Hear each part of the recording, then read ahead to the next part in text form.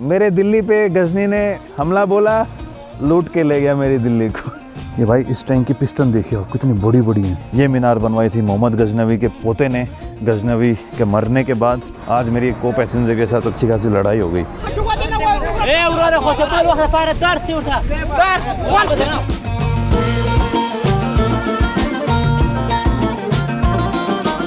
अपने इंडिया के अंदर एक कहावत बड़ी मशहूर है ना, कितने गजनी आए कितने गजनी चले गए, लेकिन हिंदुस्तान वहीं का वही। गुड आफ्टरनून गाइस, और स्वागत है आपका एक और नई वीडियो में। ये जो 2 मिनट पहले मैंने लाइन बोली कि कितने गजनी आए कितने गजनी चले गए, लेकिन हिंदुस्तान वहीं का वही। हाँ जी, अब इस बात का जो रेफरेंस है मैं ख़त्म करता हूँ। अफ़गानिस्तान के अंदर आज है मेरा सेकंड लास्ट डे। जैसे कि मैंने आपको लास्ट वीडियो में बताया था, बस में बैठते हुए मैं था हेरात के अंदर, और हेरात से मैंने बस बोर्ड की थी गजनी के लिए। तो अभी मैं पहुंच चुका हूं the town of Ghazni, which is almost like 3 hours from Kabul. और जैसे कि आप नाम से समझ गए होंगे, इस टाउन का नाम है गजनी, और इस टाउन का नाम पड़ा है मोहम्मद गजनवी के नाम पर। हाँ जी, मोहम्मद गजनवी वही जिसने इंडिया के ऊपर 17 बार अटैक किया था। इंडिया को 17 बार लूटा गया था अलग अलग टाइम के दौरान। तो गजनी टाउन के अंदर मोहम्मद गजनवी की मकबरा है, और आज मैं उसी को घूमने आया हूँ। और गजनवी टाउन के अंदर नॉट जस्ट मोहम्मद गजनवी का मकबरा, इसके अलावा भी आपको और भी चीज़ें घूमने को मिलेंगी। अगर आप अपनी इंडिया की हिस्ट्री में जाएंगे तो जो आउटसाइडर के अटैक्स हैं वो इंडिया के ऊपर बहुत पहले से होते रहे हैं, लेकिन सबसे ख़तरनाक लेवल पे जो अटैक हुए थे वो स्टार्टिंग की थी मोहम्मद गजनी ने। हाँ भाई, अब थोड़ी हिस्ट्री में जाते हैं। ये जो आप मेरे पीछे मकबरा देख रहे हो, this is the maqbara and this is the tomb of Mahmud of Ghaznavi. Ghazni को गजनवी बोलते हैं, गजनवी इस एरिया का नाम था, और गजनवी उस टाइम पर जो डायनेस्टी थी उसका नाम था। और अब भाई यहाँ पे अफ़गानिस्तान के हिसाब से he was like one of the most successful king in the early history of Afghanistan. और अगर आप इस्लामिक सेंस में देखेंगे तो वेस्टर्न इंडिया, अफ़गानिस्तान, तो वेस्टर्न इंडिया में अपने जैसे जो पाकिस्तान है, एक भाई 1947 से पहले इंडिया का ही पार्ट था, मैं उसे वेस्टर्न इंडिया बोल रहा हूँ। Mahmud of Ghaznavi was like one of the strongest king in terms of like Islamic king, जिसने पहली बार इंडिया के ऊपर रूल किया था। एंड महमूद गजनी का जन्म हुआ था 1971 में। 997 के अंदर महमूद गजनी यहाँ का सुल्तान बन जाता है, गजनी प्रोविंस का और इस एरिया का। और 1000 AD से लेके 1030 AD तक गजनवी ने लगभग 17 रेड मारी थी इंडिया के ऊपर। 17 बार गजनी ने इंडिया को लूटा था, और हर बार कुछ ना कुछ अलग अलग जगह पर, कभी मथुरा कभी कन्नौज। और जो इसकी सबसे नोटोरियस रेड मानी जाती है, लूट मानी जाती है, वो थी सोमनाथ मंदिर के अंदर। तो गजनी ने बहुत ज़्यादा टेम्पल्स भी ब्रेक किए इंडिया के अंदर, बहुत ज़्यादा टेम्पल्स को लूटा, शहरों को बर्बाद किया, और वहाँ से सब कुछ लूट के वो इधर यहाँ पर अफ़गानिस्तान में मस्जिद बनाना, लाइब्रेरीज़ बनाना, या फिर यहाँ पे जो चीज़ें उस गजनवी पीरियड के टाइम पर जो चीज़ें बनी हुई थी, वो सारी की सारी गजनी ने फंड की थी by looting India. And I think अगर आप इस्लामिक हिस्ट्री और इंडिया की लूट, जो इन्वेडर्स इंडिया के अंदर आए, उसमें सबसे नोटोरियस गजनवी का ही नाम आता है। अगर आप एक हिसाब से देखेंगे, इंडिया के ऊपर सबसे पहले इस्लामिक इन्वेजन हुई थी उमायुद कैलिफेट। उमायुद कैलिफेट याद है आपको? आप लोगों को याद होगा, जब मैं सीरिया में ट्रैवल कर रहा था तो वहाँ पे एक उमायुद मॉस्क था। तो उमायुद करके एक कैलिफेट थी, और उमायुद कैलिफेट के एक कमांडर थे मोहम्मद बिन कासिम। उसने सबसे पहले इंडिया के ऊपर अटैक किया था इन टर्म्स ऑफ इस्लामिक अटैक्स, जो अराउंड हुए थे 700 और 800 के दौरान। लेकिन वो जो अटैक थे वो इंडिया के वेस्टर्न साइड में थे, सिंध के ऊपर एंड कराची के ऊपर। एंड इंटरेस्टिंगली मोहम्मद कासिम को पाकिस्तान का फर्स्ट सिटीज़न भी बोला जाता है। और पाकिस्तान का फर्स्ट सिटीज़न क्यों बोला जाता है? बिकॉज ही वाज मुस्लिम, और उसने इंडिया के ऊपर अटैक किया था, इसीलिए उसे पाकिस्तान का फर्स्ट सिटीज़न बोला जाता है, मोहम्मद बिन कासिम को। मज़े की बात देखिए, जो पाकिस्तान का बेस है वो एक अरब के ऊपर डिपेंड है, because Mohammad bin Qasim was Arab, और उसी ने सबसे पहले इंडिया के ऊपर अटैक किया था। सबसे पहला इस्लामिक अटैक मोहम्मद बिन कासिम ने किया था। और पाकिस्तान के जो फाउंडिंग फादर्स थे, उन्होंने मोहम्मद बिन कासिम को पहला पाकिस्तानी बता दिया। और मज़े की बात और सुनिए, जैसे गजनी ने इंडिया के ऊपर 17 बार अटैक किए, अलग अलग मंदिरों को तोड़ा, अलग अलग जगहों को लूटा, और वहाँ से सोना, हीरे, चांदी, मतलब कि पता ही नहीं बहुत ज़्यादा लूटा। और सोमनाथ मंदिर को तो इतना ज़्यादा लूट के लेके चला गया था कि सोमनाथ मंदिर को बनाने में बहुत ज़्यादा टाइम लग गया। लेकिन उस टाइम पर सोमनाथ मंदिर के पास इतनी ज़्यादा वेल्थ थी 2 करोड़ दिनार के आसपास वेल्थ थी उस टाइम में। आप सोच के देखिए, आज से लगभग 1100 साल पहले क्या वैल्यू होगी। तो उतना सोना और इतनी वेल्थ मोहम्मद गजनी इंडिया से लेके आया था।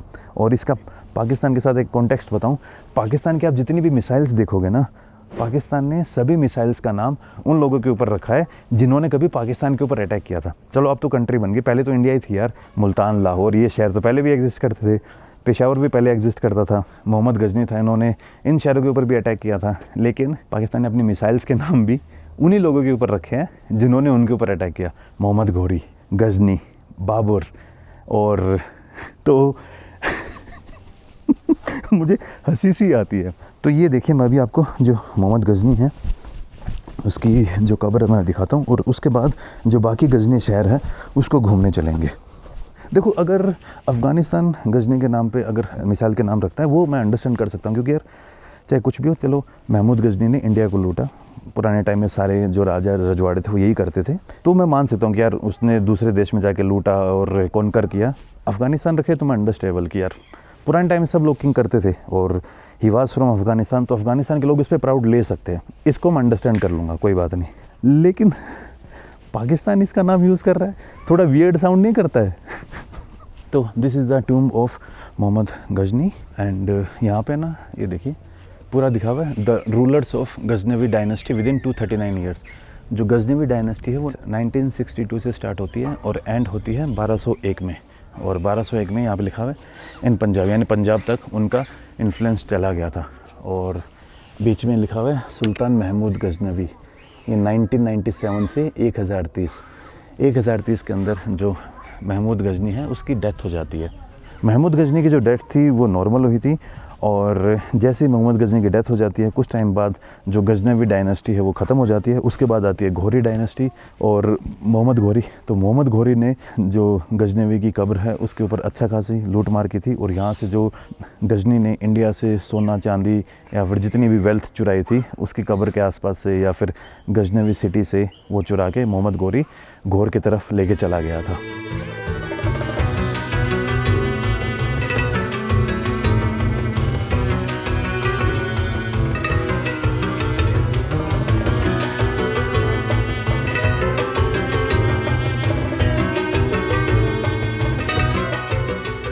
अभी जैसे आपने देखे, it was the like tomb of Mohammad Ghaznavi.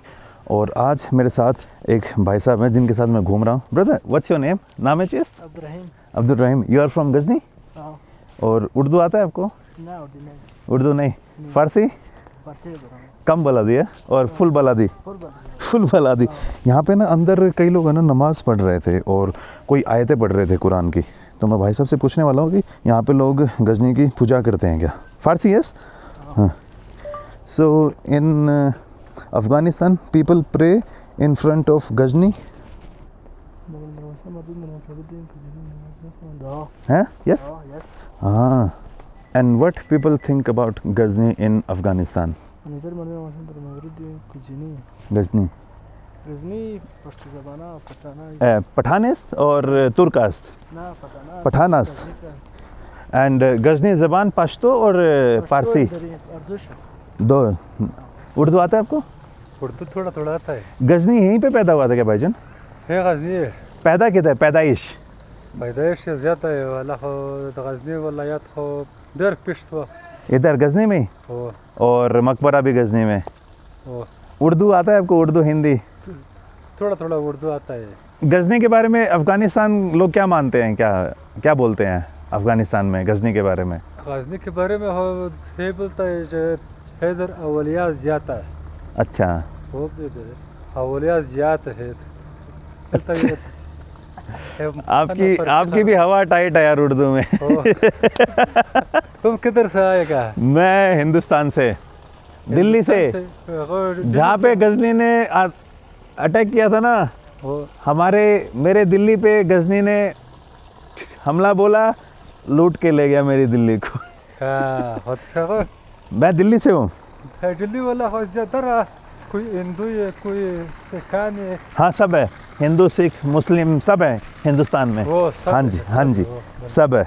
बिल्कुल। तो मैं भाई साहब से पूछने का ट्राई कर रहा हूँ कि लोग यहाँ पे गजनी के बारे में क्या सोचते हैं। और देखो किसी भी कंट्री के अंदर जो वहाँ के रूलर होंगे ना, उनके बारे में उसने अपने देश के लिए क्या किया वही डिपेंड करता है। बाहर हो जाए कुछ भी करके आए, एंड इट्स थिंग ऑफ। अब जैसे अपने इंडियंस के लिए Ghazni was not going good at all, क्योंकि उसने अपने मंदिरों को तोड़ा और अपने सारी चीज़ें वो किया। लेकिन अगर आप अफ़गानिस्तान में आएंगे तो इमेज एकदम चेंज हो जाती है। Same like goes to Changez Khan. अगर आप चंगेज़ खान के बारे में बाकी दुनिया से पूछेंगे तो हर कोई उसको क्रूर बताएगा, सब कुछ ये कहेगा। लेकिन अगर आप चंगेज़ खान के बारे में मंगोल से पूछेंगे तो Mongols are super proud. Mongolian currency के ऊपर चंगेज़ खान की फ़ोटो है। Same goes with Taimur Lang. अगर आप उज़्बेक लोगों से पूछेंगे कि तैमूर लंग कैसा था, तो उज़्बेक लोग बोलेंगे भाई तैमूर बहुत अच्छा था। लेकिन जब आप इंडियन से पूछेंगे कि तैमूर कैसा था, तो इंडियन बोलेंगे नहीं भाई। अब क्योंकि तैमूर ने दिल्ली को भाई इतना बर्बाद कर दिया था कि दिल्ली को उभरने में कम से कम 100-200 साल लग गए थे। एंड सेम गोज़ विद, अगर मैं यहाँ पे जो लोग थे, मैं नादिर शाह के बारे में पूछूंगा कि नादिर शाह कैसा था, तो अफ़गानी लोग बोलेंगे नहीं भाई नादिर शाह अच्छा नहीं था, क्योंकि नादिर शाह ने बहुत सारी जगहों को अफ़गानिस्तान के अंदर बर्बाद किया था। Same goes with Changez Khan. अगर मैं अफ़गानी लोगों से पूछूँ कि चंगेज़ खान कैसा था, मैं भी भाई साहब से पूछ के दिखाता हूँ एक लाइव एग्जाम्पल दिया। भाईजान जी, इधर चंगेज़ खान भी आया था क्या? चंगेज़ खान भी वो आया था। चंगेज़ खान के बारे में क्या बोलते हैं लोग, अच्छा था या ख़राब था? यार चंगेज़ खान आई छन अभी नहीं जो कौन पाकिस्तान आए क्या मंगोल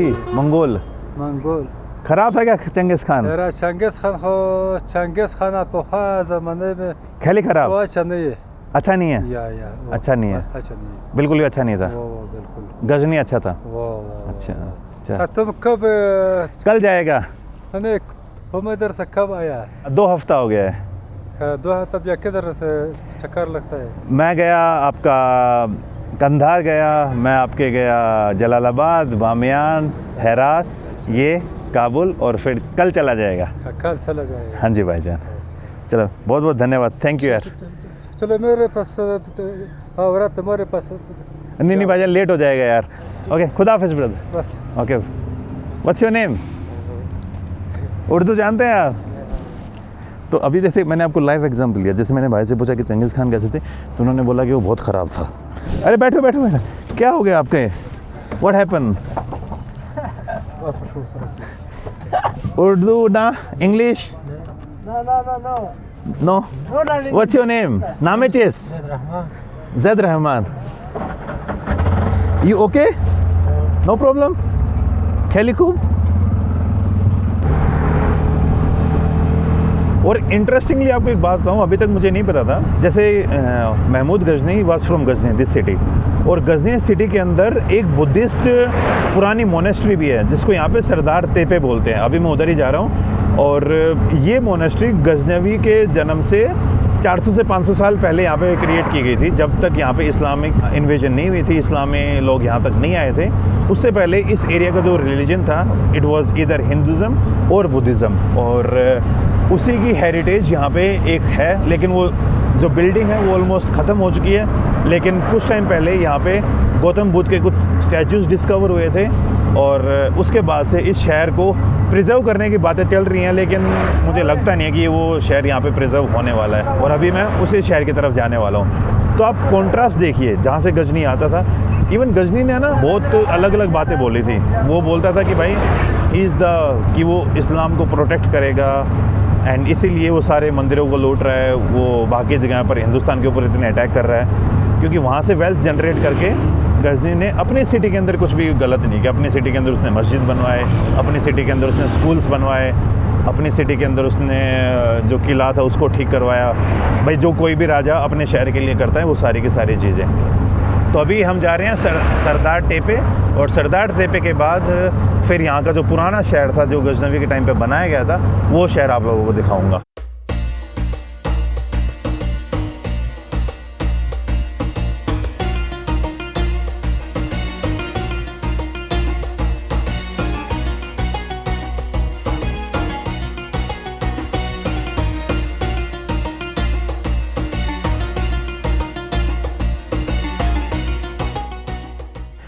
इस जगह का जो रास्ता है वो ढूंढने में टाइम लग गया था। तो सामने जो पहाड़ी सी दिख रही है ना आपको, इस पहाड़ी का ही नाम है सरदार तेपे। ये तेपे जो वर्ड है ना, ये आपको सेंट्रल एशिया के अंदर बड़ा कॉमन मिलेगा, और ख़ास करके जहाँ पे भी आपको तेपे मीन्स मिले, तो जो पुराने बुद्धिज़्म की मोनेस्ट्री है ना, उनसे रिगार्डिंग होगा। इसी टाइप की बुद्धिस्ट मोनेस्ट्री मैंने उज़्बेकिस्तान में भी देखी थी। इस टाइप की बुद्धिस्ट मोनेस्ट्री आपको किर्गिस्तान में भी मिलेंगी, तजिकिस्तान में भी मिलेंगी, और हर जगह नाम के आगे होगा तेपे। और सेम सीन यहाँ पर है गजनी सिटी के अंदर। उधर आप थोड़ा सा जाएंगे, थोड़ा सा अगर आप मेरा हाथ देख पा रहे, मेरे हाथ के सीधाई में उधर आ जाती है महमूद गजनी की टोम्ब, महमूद गजनी का मकबरा। और इधर इसी पहाड़ के ऊपर मोहम्मद गजनी से 2000 साल पुराना एक शहर, जिसके अंदर पुराने टाइम में जो बुद्धिज़्म के अंश मिले थे, यहाँ पे कुछ गौतम बुद्ध की मूर्तियाँ मिली थी, जिनको अलग अलग म्यूज़ियम के अंदर ट्रांसफ़र कर दिया गया। ये आ गया हूँ भाई मैं सरदार टेपे के ऊपर, और आप यहाँ की हालत देख ही सकते हो। एक टाइम पर ये एक पुरानी बुद्धिस्ट सिटी हुआ करती थी, जहाँ पर मॉन्क्स आते थे और मेडिटेशन हुआ करती थी, और आज ये बस इसी टाइप में बचा हुआ है। ऐसा नहीं है कि इसको डिस्ट्रॉय कर दिया गया है, मेरे हिसाब से अबेंडन हो गई होंगी, और उसके बाद में लोगों ने यहाँ पे रहना बंद कर दिया होगा। इटली से एंड अफ़गानिस्तान से जो आर्कियोलॉजिस्ट थे, उन्होंने यहाँ पे खुदाई की थी, तब यहाँ पे कुछ पुराने फ्रेगमेंट्स मिले थे। और ऐसा ही माना जाता है कि even before the Buddhism period ये सिटी एग्जिस्ट करती थी। तो गौतम बुद्ध के स्टैचू भी मिले थे, और कुछ आज से 2,500-3 हज़ार साल पुराने जो सिरामिक की चीज़ें होती है ना, वो भी यहाँ पे मिली थी। मैं आपको दिखाता हूँ एक बार, ये देखिए जूम करके, ये बीच में जो मकबरा दिख रहा है ना, ये तो है गजनी की टूम्ब, मोहम्मद गजनवी की टूम्ब। और इसको वाइड करूँगा तो इस साइड रह जाता है अब मेन जो अभी की गजनवी सिटी है वो। और ये जो किला दिख रहा है, ये किला है गजनी सिटी का किला, और उधर कुछ मीनारें पड़ जाती हैं। ये मीनार अफ़गानिस्तान के इस छोटे से शहर के अंदर आपको इंडिया के साथ from the Indian perspective negative and positive दोनों साइड देखने को मिलेंगे। इंडिया के ऊपर एक नेगेटिव इन्फ्लुएंस जो महमूद गजनी ने छोड़ा वो, और जो इंडियन कल्चर का इन्फ्लुएंस अफ़गानिस्तान के ऊपर आया बिफोर द इस्लामिक पीरियड, वो दोनों एक साथ आपको इस शहर के अंदर देखने को मिल जाएंगे। अरे बाप रे, दिस वेरी बिग।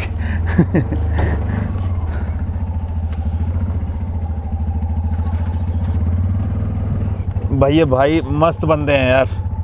और ये यहाँ पे धूल, जैसे मैं आपको बता रहा था ना, यहाँ की मिट्टी थोड़ी ज़्यादा ही भीनी पतली सी है, और ये थोड़ी सी हवा आती है ना, ऐसे उड़ती है और नाक के अंदर भाई ऐसी जाती है ये।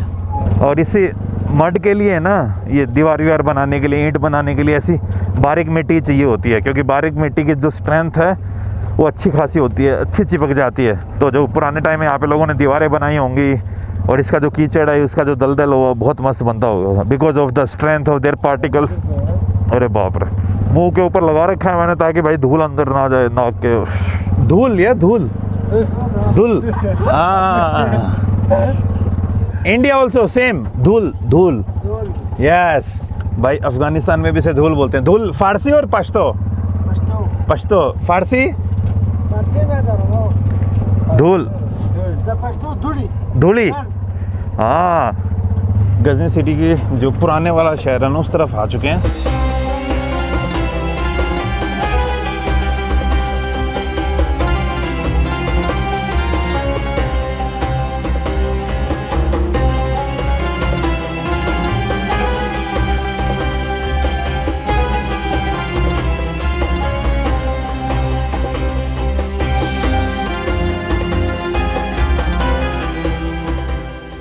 ये भाई हमारी एंट्री हो रही है गजनी के किले के अंदर, हिसार गजनी।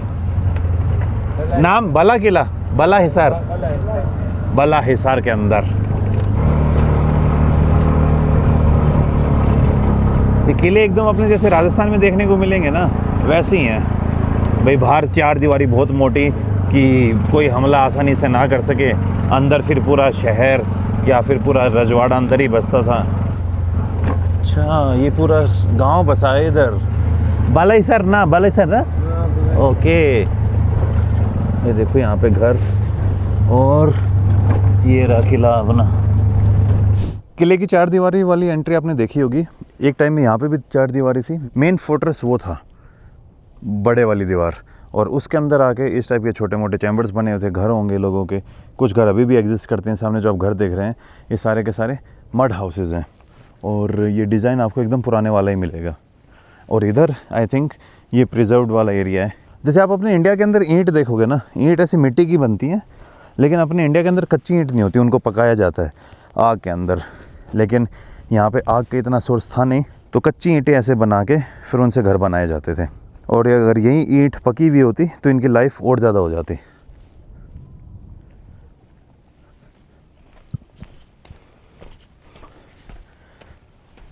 तो भाई ये एंट्री हो चुकी है मेरे यहाँ के किले के अंदर। नीचे वाला आपको दिखा ही दिया था। यहाँ पे मुझे अपने कुछ तालिबान वाले भाई मिले, उन्होंने मुझसे जो मेरे डॉक्यूमेंट थे और मेरी जो परमिशन थी, इंडियन होने का अफ़गानिस्तान के अंदर ये बहुत ज़्यादा फ़ायदा मिलता है आपको, और इस फ़ायदे का है ना हमें भरपूर फ़ायदा उठाना चाहिए। और जो हमें प्यार मिल रहा है अफ़गानी भाइयों से, वही सेम प्यार अफ़गानी भाइयों को भी देना चाहिए। लेकिन इस वीडियो पर जो अफ़गानी भाई यार नाराज़ मत होना, ये हम इंडियंस का पॉइंट ऑफ व्यू है, आप हमारे पॉइंट ऑफ व्यू को भी समझने की कोशिश करिए। I am not disrespecting your king, I am just telling कि भाई हमारे ऊपर क्या बीती थी। जैसा आप लोगों के लिए चंगेज़ खान है, और वैसे ही हमारे लिए मोहम्मद गौरी, मोहम्मद गजनी एंड अहमद शाह अब्दाली है। Nothing more nothing less. I hope आप इस बात को समझ पाओगे और एक इंडियन का जो पॉइंट ऑफ व्यू है वो भी समझ पाओगे। और जो बाला हिसार है यहाँ का गजनी का किला, उसके ऊपर मैं पहुँच चुका हूँ। तो भाई हिंदुस्तान को 17 बार लूटने के बाद गजनी की जो एम्पायर थी वो बहुत ज़्यादा रिच हो जाती है। एंड ये जो किला है बाला हिसार किला, ये ऐसा नहीं है कि महमूद गजनी ने ही बनवाया था, ये किला उससे पहले भी एग्जिस्ट करता था। Even before Islam came to Afghanistan, this किला जो पर्शियन एम्पायर के किंग थे before Islamic invasion in Iran, and जो अफ़गानिस्तान के अंदर रूल करते थे कुशान्स, एंड कई लोग ऐसा भी मानते हैं कि अशोका के टाइम पर भी ये किला एग्जिस्ट करता था, लेकिन not in the big form. इस किले का जो ये अभी वाला रूप है, ये विशाल रूप, इस विशाल रूप के पीछे महमूद ऑफ गजनी का हाथ है, मोहम्मद गजनी का हाथ है, क्योंकि गजनी ने इस शहर को the capital of his empire बनाया था। इट वाज इसी किले से गजनी के जितने भी रूलिंग थी, गजनी के जितने भी डायरेक्शंस थे कंट्रोल करने के, जितने भी फरमान, वो सब यहीं से जारी होता था। और एक टाइम पर इस एम्पायर की सबसे पावरफुल एंड कैपिटल हुआ करती थी, सारी चीज़ें इसी किले से चलती थी।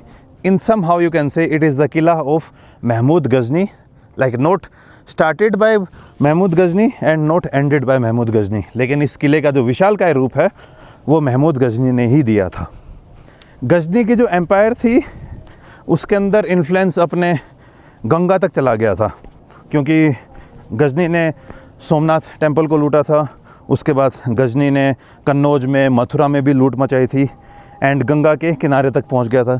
एंड उस साइड महमूद गजनी ने ईरान में भी अच्छी खासी लूटमार की थी, एंड इसी तरीके से गजनी बिल्ड हिज एम्पायर। और एक हिसाब से देखोगे तो उस टाइम पे जो उस टाइम के राजा हुआ करते थे वो इसी तरीके से एम्पायर बिल्ड करते थे। जियो लोकेशन के मामले में अफ़गानिस्तान एक बहुत अच्छी जगह पर सिचुएटेड है, लेकिन अफ़गानिस्तान के पास कल्टिएबल लैंड उतनी नहीं है।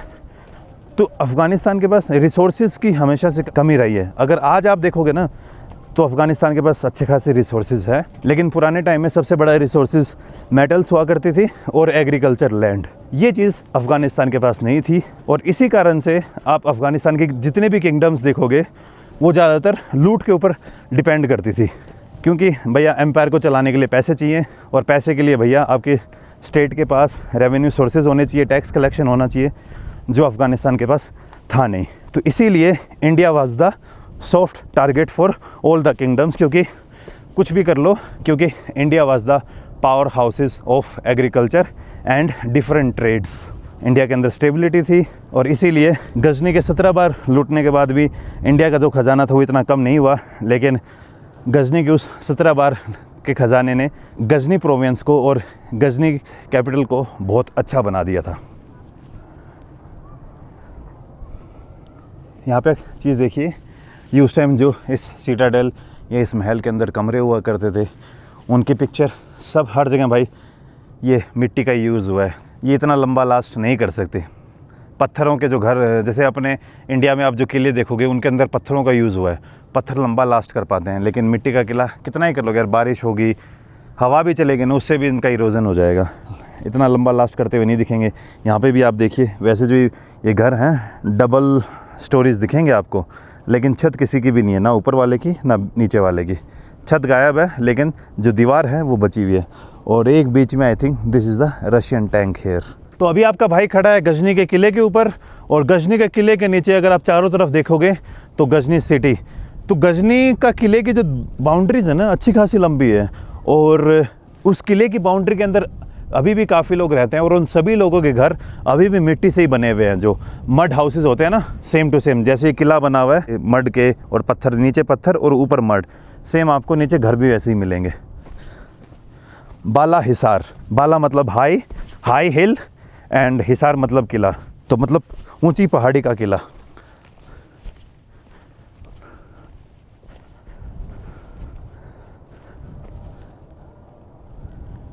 मैं इनकी बात कर रहा था, नीचे देखिए आप, ये एक फ्लोर और ये ऊपर वाला फ्लोर, दोनों दीवारें बची हुई हैं दोनों फ्लोर की, लेकिन छत किसी भी फ्लोर की नहीं है, ना नीचे वाले फ्लोर की मिलेगी और ना आपको ऊपर वाले फ्लोर की दिखेगी।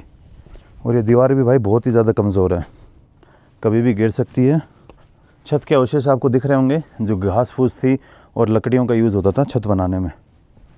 यही होता है भाई देश के अंदर जब प्रॉब्लम होती हैं, बेचारे यहाँ के लोगों के खाने पीने के लाले पड़े हुए हैं। आपको पता है 60 to 70% जो अफ़गानिस्तान की पॉपुलेशन है उनको 2 टाइम का खाना नसीब नहीं होता है। ऐसी बहुत सारी बातें हैं जो अफ़गानिस्तान के अंदर होनी चाहिए लेकिन नहीं है, क्योंकि सबसे पहले जो मेन ज़रूरत है वो है भाई खाना। खाना ही नहीं है लोगों के पास, बाकी चीज़ें तो बाद में होंगी, सबसे पहले तो खाना है, फर्स्ट नीड।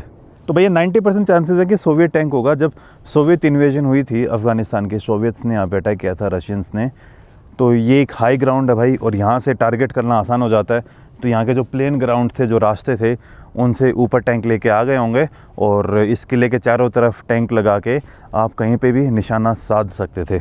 और अफ़गानिस्तान के अंदर भाई ये जो वॉर है, 50 साल से अफ़गानिस्तान वॉर झेल रहा है, तो ये उसी टाइम का ही होगा। मैं कहीं पे देखता हूँ, अगर थोड़ी सी भी कहीं पे कुछ लिखा हुआ मिल गया ना तो मैं बता दूंगा कहाँ का है, क्योंकि अगर अमेरिकन मेड होगा तो हमें इंग्लिश में लिखा होगा, वरना फिर रशियन में लिखा होगा। हाँ जी भाई, रशियन टैंक का ये रशियन में लिखा हुआ है यहाँ पे। ये भाई इस टैंक की पिस्टन देखिए आप, कितनी बड़ी बड़ी हैं।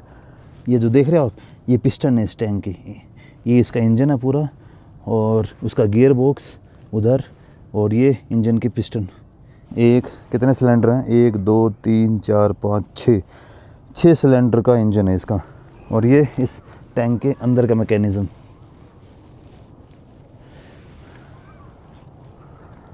ये था भाई बाला हिसार, और अब हम यहाँ से निकल रहे हैं, और भाई मुझे अब छोड़ देंगे बस स्टैंड की तरफ। And this was the Qila of Ghazni. Ghazni एक टाइम पर, जो गजनी ने इंडिया के ऊपर अटैक करने की प्लानिंग थी, वो इसी किले से बनाई होगी, क्योंकि उस टाइम तक गजनी ने गजनी सिटी के ऊपर भी टेक ओवर कर लिया था। इस किले के अंदर जो आप ये बड़ी बड़ी दीवारें देख रहे हो, ऐसा नहीं कह रहा कि सारी की सारी वेल्थ इंडिया से आई होगी, लेकिन कुछ हिस्सा इन दीवारों को बनाने में, इस किले को बनाने में इंडिया से भी आया था। और जब मैं उधर गजनी की मकबरे के ऊपर था, वहाँ पे एक जगह पर लिखा भी हुआ था कि गजनी ने सोमनाथ टेम्पल को लूटा है। तो ये बात गजनी के मकबरे के ऊपर साफ साफ लिखी हुई थी। ये वाली लाइन देखिए आप, इसको पढ़िए, लिखा हुआ है वहाँ पर अपने जो सोमनाथ टेम्पल है उसका नाम क्लियरली मेंशन्ड है।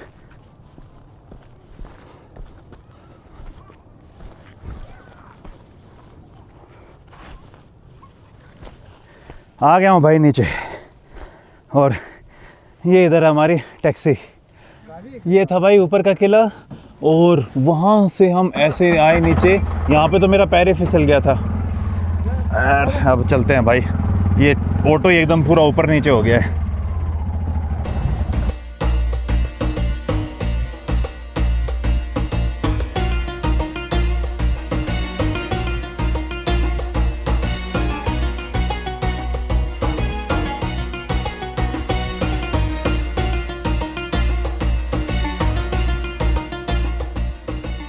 Thank you brother, bye bye, thank you bye.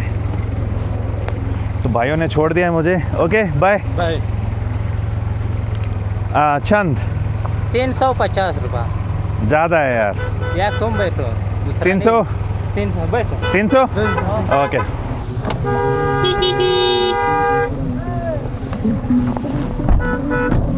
भाई जैसे कि आपने अभी तक अफ़गानिस्तान की सीरीज़ में देखा होगा, यहाँ पे बस स्टैंड इसी तरीके से एग्जिस्ट करते हैं। या तो लंबे रूट की बसेस होती हैं, छोटे रूट की टैक्सी, या फिर वो मिनी बसेस चलती हैं। मिनी बस जाएगी 250 रुपये में, और जिस मैं जा रहा हूँ इसमें लगेंगे मेरे 300 से 350, लेकिन ये जल्दी पहुँचा देगी। मिनी बस थोड़ी लेट चलेगी। तो इसी तरीके से बसेस का जो सिस्टम है अफ़गानिस्तान के अंदर काम करता है। लंबे रूट के लिए बड़ी बसेस, छोटे रूट के लिए मिनी बस या शेयरिंग टैक्सी। जैसे मैं भाई बामियान गया था या फिर जलालाबाद गया था, वो सब आपने देखा ही होगा। This is how the public transportation works in Afghanistan. और अब भाई मैं गजनी से टैक्सी ले रहा हूँ काबुल की। यहाँ से काबुल जाने में 2 से ढाई घंटे लग जाएंगे। यही जर्नी है भाई।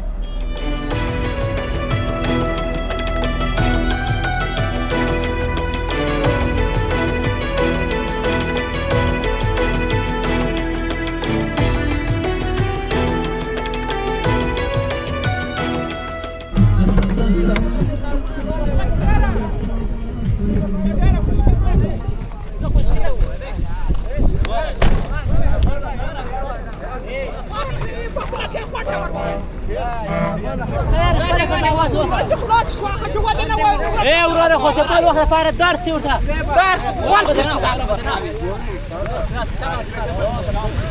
تايا ورا بريكو ورا هتقرا سمعتي تعرف قرار وانا بابا مختار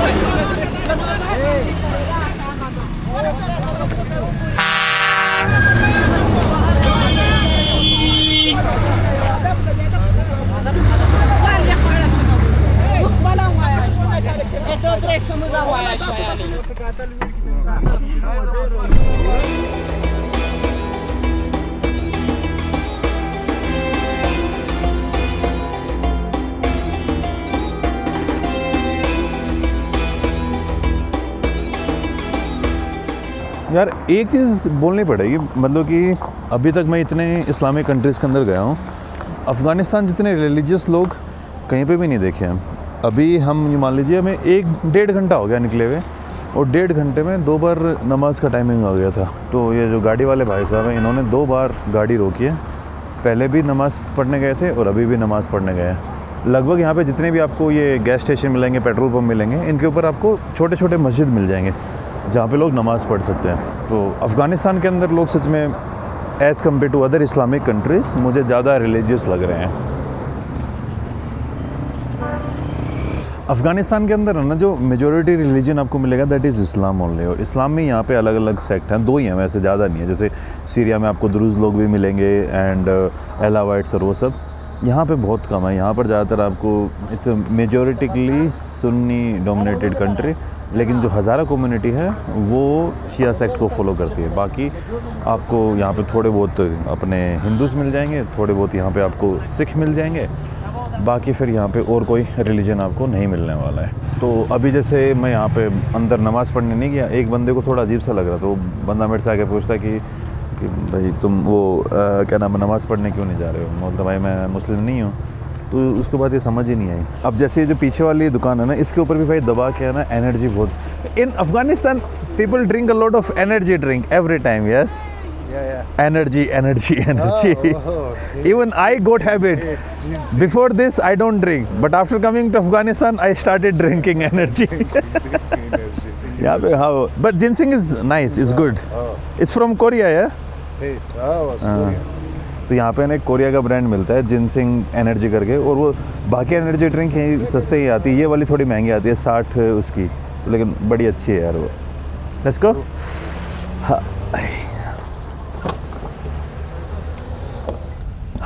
तो चलते हैं भाई यार, थक गया और बहुत ज़्यादा। इस टाइप की बसेस भी यहाँ पे चलती हैं, लेकिन लॉन्ग रूट के लिए नहीं है, छोटे मोटे रूट के लिए। इंटरेस्टिंगली यहाँ पे ना नॉन एसी बसेस बहुत कम है। नॉन एसी बसेस आपको ज़्यादातर वो मिनी बस मिलेंगी। लंबे रूट वाले जितनी भी बस है ना वो सब एयर कंडीशन है।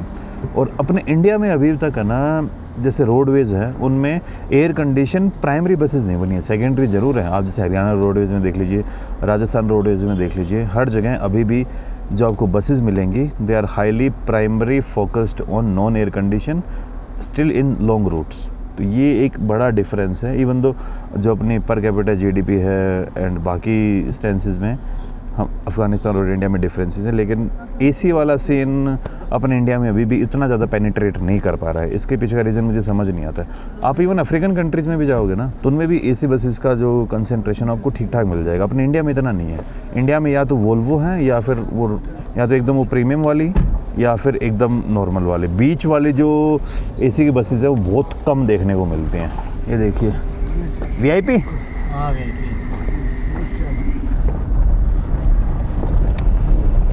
भाई काबुल के अंदर आ गया हूँ वापस, और भाई बहुत लंबा ट्रैफिक जाम था।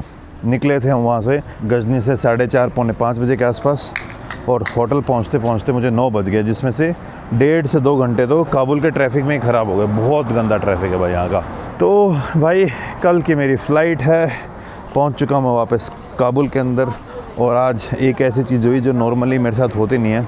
आज मेरी एक को पैसेंजर के साथ अच्छी खासी लड़ाई हो गई। नॉर्मली मैं ना इन चीज़ों की तरफ जाता नहीं हूँ, मैं अवॉइड करता हूँ, लेकिन आज मुझसे नहीं रुका गया भाई। आज मैंने गंदा सुना दिया बंदे को। ऐसे थप्पड़ मुँह के तो नहीं हुए, वर्बल लड़ाई हो गई थी, और मुझे बाद में डर भी लगने लग गया था कि कुछ ऐसा टॉपिक था। आप लोग समझ ही गए कि मैं किस टॉपिक की बात कर रहा हूँ। मैं अपने चुपचाप ही था यार। होटल में जाके दोबारा बात करेंगे। अभी उसी ढाबे या उसी जगह पर खाना खाने जा रहा हूँ जहाँ पे मैं पहले जाता था। उन भाइयों से मिलूँगा और उनको आज अलविदा बोलूँगा। तो गुड मॉर्निंग गाइस, और फिर से स्वागत है आपका इस वीडियो के अंदर। तो भाइयों और बहनों, this was the story of Ghaznavi of Mahmud, hero for Afghanistan and a villain for India. एंड इसी तरीके से भाई वर्ल्ड हिस्ट्री काम करती है। Just like Alexander is a villain for Egyptians, villain for Persians, villain for Iraqis, villain for India, but a hero for Greeks और Macedonia. और अगर आप बाकी चीज़ों में देखोगे, Genghis Khan is a hero for, कुछ उज़्बेक लोग उसको हीरो मानते हैं, लेकिन बाकी इराक के लिए, अफ़गानिस्तान के लिए, बाकी जगहों के लिए he was a pure villain, but a hero for Mongolians. And this same goes for Mahmud Ghazni. He is a hero of Afghanistan but a villain for India. It's all about point of view कि आप किसकी नज़र से किसको देख रहे हो। And Kings ऊपर नीचे जाके भाई हर टाइप के काम करती हैं, क्योंकि सत्ता में बना रहना इतना आसान नहीं है। ये चीज़ें मुझे ट्रैवलिंग करने के बाद समझ आई।